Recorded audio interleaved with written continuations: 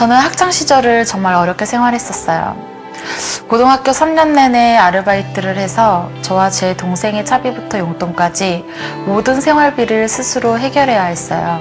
학교를 졸업하고 대학 수시에 합격은 했지만 등록금이 없기에 갈 수가 없었고 그때 정말 많이 울었던 것 같아요.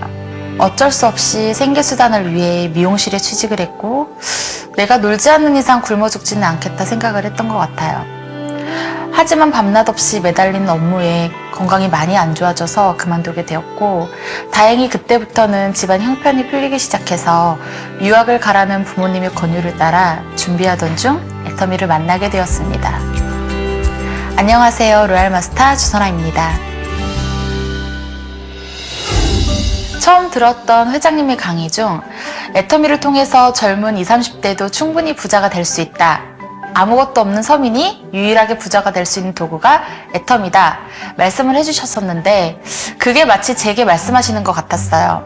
유학을 다녀와도 미용업계에서 월 1,000만 원은 꿈의 숫자이고 아무리 인류 디자이너도 쉽게 벌 수 없는 금액이잖아요.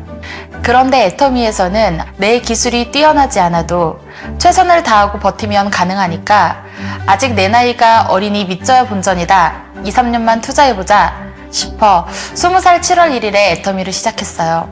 나이가 어려서 쉽게 그만둘 거다. 돈을 쉽게 벌려고 한다. 부모가 왜 안 말리냐는 등 주변 시선이 곱지 않았고 친구들도 무시를 많이 했어요. 하지만 그럴수록 내가 애터미를 꼭 해야 되는 이유에 대해서 더 생각하고 제 나름대로 성공자의 위치까지 가야겠다는 각오로 주변 시선이 어떠하든 꿋꿋하게 버텼어요. 20살이란 나이 동안 단 한 번도 누군가에게 들어본 적이 없었던 내 인생은 어떤 계획을 가지고 어떻게 살아야 된다라는 회장님의 강의가 내 인생에 대한 길라잡이 역할을 해주셨다고 생각해요. 첫 인생 시나리오를 적었을 땐 터무니없게 적었어요. 하지만 애터미를 하면서 점점 더 현실적으로 바뀌었고 달이 지나고 해가 지날수록 차분하고 정돈된 저만의 인생 시나리오를 갖게 되더라고요. 막연하게 이렇게 되었으면 좋겠다 하는 꿈을 계속 적다 보니 내가 진짜 원하는 삶이 무엇인지를 조금씩 알게 되었어요.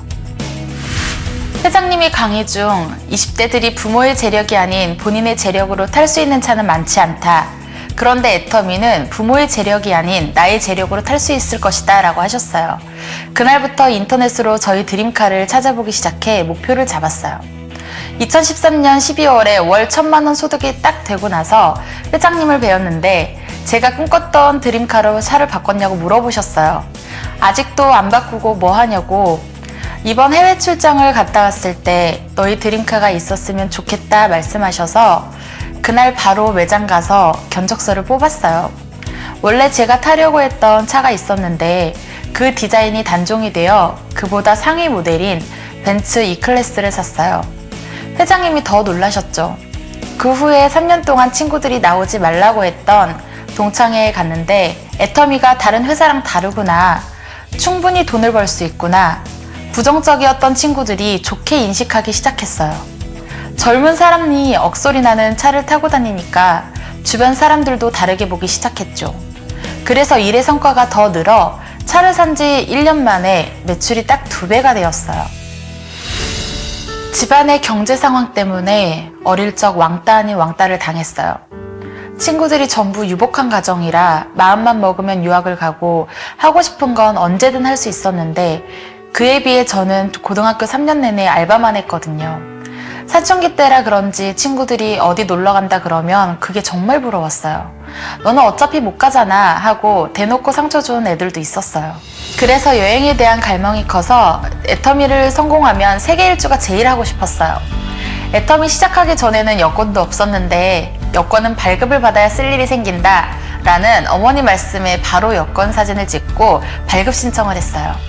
그리고 6개월도 안 되었을 때 가족여행으로 코타키나발루를 가게 되었고 그 후로부터는 사업 스케줄로 해외 이곳저곳을 가게 되었어요. 지금은 제가 원할 때마다 마음 놓고 여행을 갈 수 있으니까 그 상처를 이제는 치유를 받는 것 같아요. 저도 어렸을 때 우리 집이 형편이 좋았더라면 내가 하고 싶은 걸 하며 살지 않았을까 생각해요. 그래서 저는 재능은 있지만 경제적인 여건 때문에 꿈을 키우지 못하는 아이들에게 후원자가 되는 새로운 꿈을 꾸고 있어요. 40대 중년층의 나이가 되었을 때는 청소년 장학재단을 지어 재능기부 장학금 후원을 하고 본인 분야에서 성공을 하게 된 아이들을 그 재단에 와서 다시 재능기부를 할 수 있는 그런 곳을 만들고 싶어요. 그렇기에 시간적 여유가 생길 때 경영학을 공부할 생각이에요. 저는 인생 시나리오를 작성할 때 수레바퀴를 삼색펜으로 현재, 3년, 5년을 같이 그려요. 그리고 거기에 맞추려고 굉장히 노력을 많이 해요. 균형 잡힌 삶은 내가 만족하는 삶을 만드는 것이잖아요.